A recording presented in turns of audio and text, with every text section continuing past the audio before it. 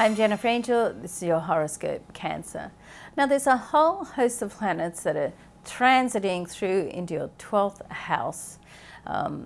They're coming through from the 11th solar house to the 12th. So the 11th house is really to do with friends and connections. It's a good time to put your energy into giving back in some way. And the 12th house is a time where your intuition and your instincts will be heightened, and a good time just to think about what's happening in your life, because in about another month, give or take a week or two, then all these planets and energy are going to transit through into your sign. Okay, now when that happens, you're not going to have time to do anything but just work on priority. Okay, so this is like a window of time that you have now, just that you can focus on you. Okay, so try to take advantage on that.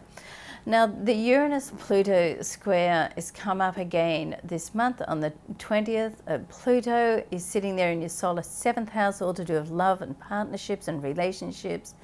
And Uranus is in your 10th house, so all to do with work and business.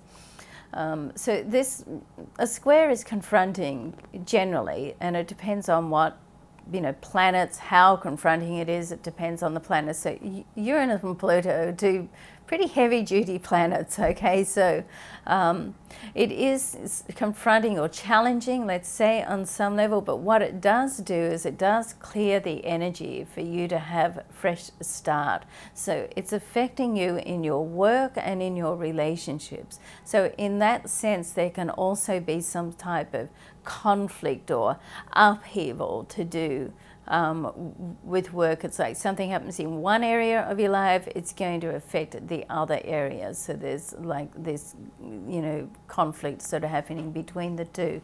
Now, Pluto is a planet of transformation. So anything with like Pluto, it's like hitting the restart button. It's situated in Capricorn. So it's like, what if something isn't working, particularly with the Uranus-Pluto square, and Uranus is very sudden, okay, so you may not have something can come out of the blue.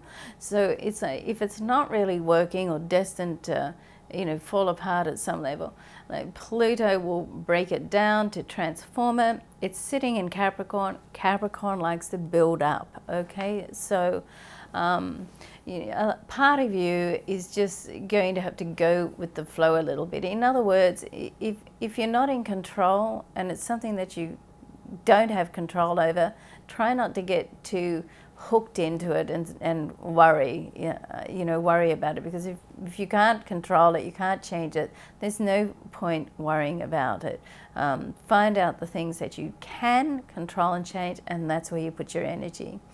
Now, Mercury, the planet of communication and commerce, transits through 3 signs this month, and it's going to end in your sign at the end of the month. Okay, so there's lots of areas where you can have discussions with people about different things that are happening in your life, and it may not be till the end of the month that you actually feel like you're getting some conclusion, or it's starting to come together. So keep that in mind.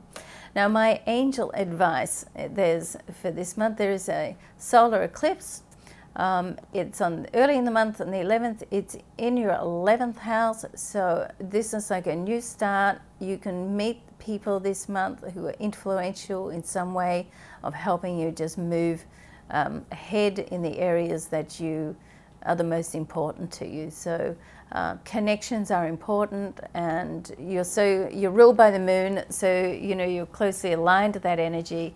When you meet someone who's going to be substantial in your life, then it's a pretty good case that you will know it. Okay, so have a great month, Cancer. Lots of great things coming up for you, and I'm Jennifer Angel. Thanks for watching.